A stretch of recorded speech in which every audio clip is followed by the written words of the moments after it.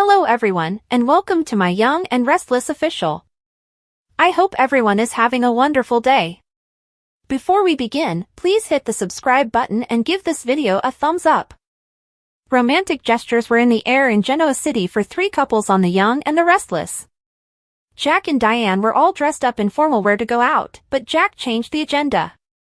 He toasted his wife with champagne.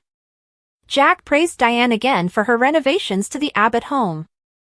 Diane said she wanted Jack to have a home for comfort and celebrations.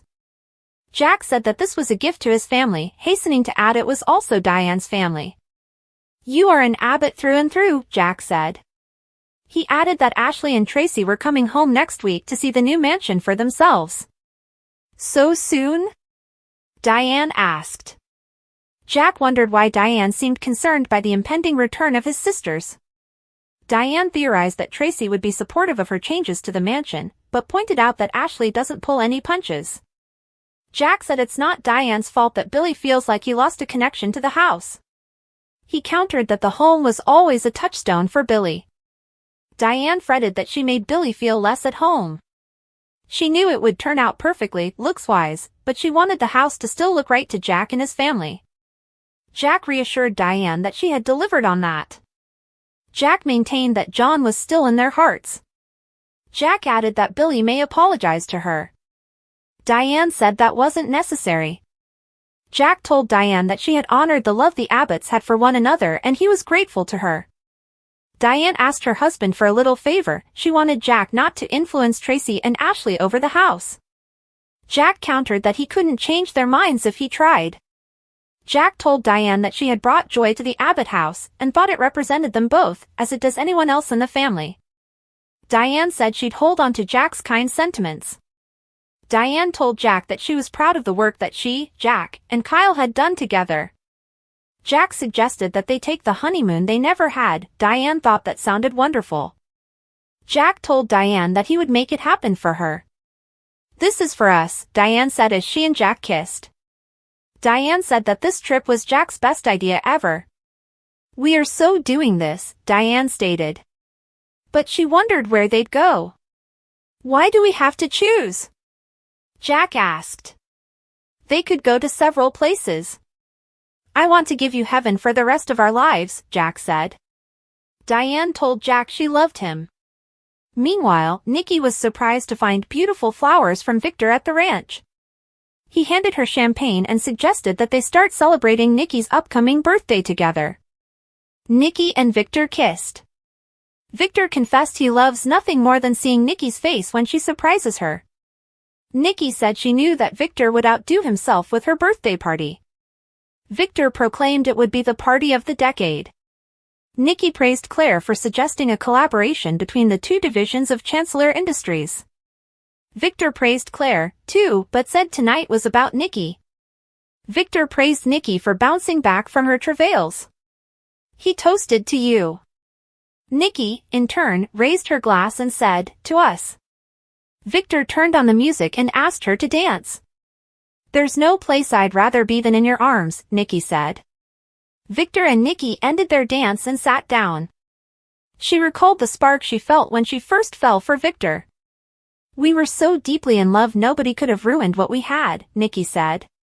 Victor wondered if this was a pitch about Claire and Kyle that Nikki was making. Victor insisted that Kyle was going to break Nikki's heart. Nikki reminded her husband that several people doubted their love. Victor scoffed that Claire and Kyle were a different story. He was happy that they were not moving in together. Nikki agreed that Claire and Kyle should slow things down. But that's as far as agreeing with Victor on the young lovers goes. Victor said it won't last. Nikki shot back that maybe it would and maybe it wouldn't. She suggested that they change the subject as tonight was supposed to be about her. Victor reached into a side table, pulled out a gift, and handed it to Nikki. He said there would be more, one a day, leading up to Nikki's birthday. Nikki opened Victor's present. It was a locket that contained the words strength, courage, and beauty. The locket also contained images of Nikki, Victoria, and Claire. Nikki wondered how Victor got all that to fit in the locket. He put the necklace on her. Nikki quipped she'd be dripping in jewelry at this rate. This is a wonderful beginning to my birthday, Nikki warmly shared. Nikki asked Victor if he remembered when he introduced her to caviar. She conceded that she initially didn't care for it but said that now, she loved it. Nikki added that she and Victor are more in love than ever. Victor commented that he and Nikki survived it all. He said he loved her. Nikki recalled Victor coming to the bayou to watch her dance. Victor remembered his pal, Colonel Austen, inviting him to go there. I was mesmerized, Victor said. He asked Nikki if he watched him from the stage. Maybe, she teased. The couple kissed. Also, Michael and Lauren kicked off a romantic evening at the jazz lounge below the Genoa City Athletic Club. The club was empty except for a piano player. Lauren read a note that said, "Let me remind you how much I love you." She quipped that that was hard to do since Michael wasn't there. Then, Michael approached her from behind. He kissed her and told her he loved her. Not so fast, Lauren told Michael, who turned on his considerable charms. They took a seat. Michael had no idea what Lauren was talking about. She brought up the conflict with Victor.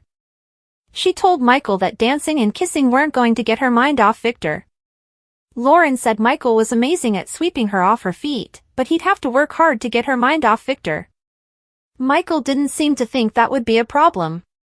Lauren announced she'd be the judge of that. Michael teased that he just might surprise her. Lauren countered that she knew Michael better than anyone. Michael reminded his wife that he sure pulled off a shocker the night he proposed all those years ago on The Young and the Restless. Lauren said that saying yes to Michael was a gamble that has paid off, so far. Michael reminded Lauren that she had accused him of being unable or unwilling to open up. Michael said Lauren made loving someone possible. He wanted to be open with her. Except that you're not, countered Lauren. She agreed to humor her husband. Next, Michael stepped behind the bar and made a drink for Lauren, one with extra olives as she liked. Michael referred to the pianist as Lester. Lauren and Michael clinked glasses. Michael pointed out that he bought out the lounge so that he and Lauren could be alone. Then, he made a toast to his terrific wife. Flattery is only going to get you so far, Lauren said. Really?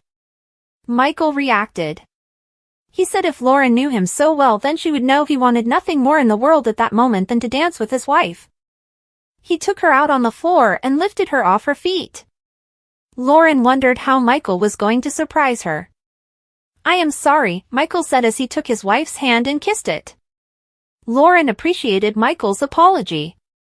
He said that wasn't all he had to say. Michael shared that she was going to tell his wife a story. He asked her if she recalled the first time he went to work for Victor. Lauren recalled that Victor blackmailed Michael into working for him.